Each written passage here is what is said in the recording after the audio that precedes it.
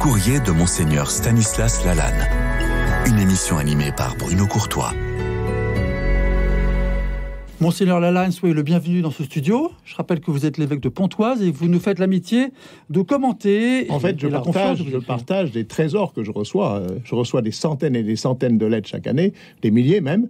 Et c'est pour moi, à chaque fois, un trésor qui permet à ma foi de grandir et qui alimente ma prière. Et c'est ça que je voudrais partager avec vous, les auditeurs. Et les auditeurs. Mais vous avez le temps de répondre quand même à chaque fois. Et il faut se lever tôt et se coucher tard.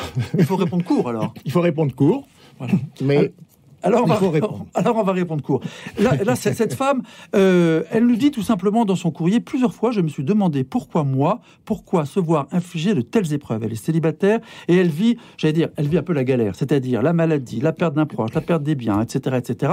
Et elle dit, mais pourquoi tout ça et pourquoi tout ça contre moi, pourquoi tout ça à moi? Cette femme qui dit pourquoi moi, beaucoup de personnes se la posent quand tout d'un coup on apprend qu'on a un cancer ou qu'une séparation, la perte d'un proche, aussi, mais c'est assez humain quand même de se dire très humain, c'est très humain et je trouve que le cri, quelquefois la foi elle se traduit par un cri.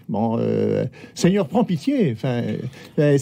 Pourquoi Seigneur? Alors elle dit Seigneur, prends pitié, mais elle dit quelque chose de formidable, cette femme, c'est qu'elle dit en fait, j'aurais pu être révoltée, et en fait, c'est en Dieu que j'ai trouvé la force, le réconfort et la paix. Ça, c'est quand même formidable. Mais il lui a fallu du temps. Et souvent, il faut du temps.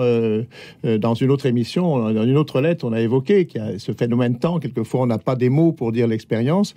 Et ça a commencé par une colère, par une révolte contre Dieu, contre tout le monde. Et puis, peu à peu, une relecture, le temps qui passe, peut-être des amis, peut-être un prêtre, peut-être... Et voilà que l'image de Dieu se transforme. L'image de Dieu révélée par le Christ. Elle dit aussi quelque chose, c'est qu'elle dit quand j'allais à l'église, finalement, peu à peu, lorsque j'étais à l'église, j'ai un sentiment d'apaisement qui s'est installé en moi. Elle n'allait pas encore à la messe, hein. Elle est dans une église. Pour ça que je pousse pour que toutes les églises soient ouvertes. Parce que quand une église est ouverte, les gens rentrent et font toujours une expérience de vie intérieure de prière. Et ça, c'est extrêmement important.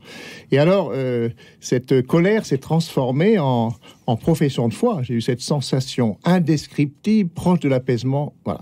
J'ai grandi, j'ai gagné en maturité, j'ai pu faire le point sur ma vie. Et je me sens comme orpheline aujourd'hui sans ce sacrement du baptême. Alors ça, c'est ça qui est formidable. On dira juste un mot parce qu'on pourra revenir sur cet exemple qui est assez révélateur. Elle dit maintenant, il me semble impensable d'avancer davantage sans avoir le sacrement du baptême. Ah oui, ça c'est magnifique. Vous voyez, c'est une véritable profession de foi, de dire je me sens comme orpheline aujourd'hui sans ce sacrement. Voilà. Eh ben, merci beaucoup pour ce très beau témoignage et je vous dis à très bientôt.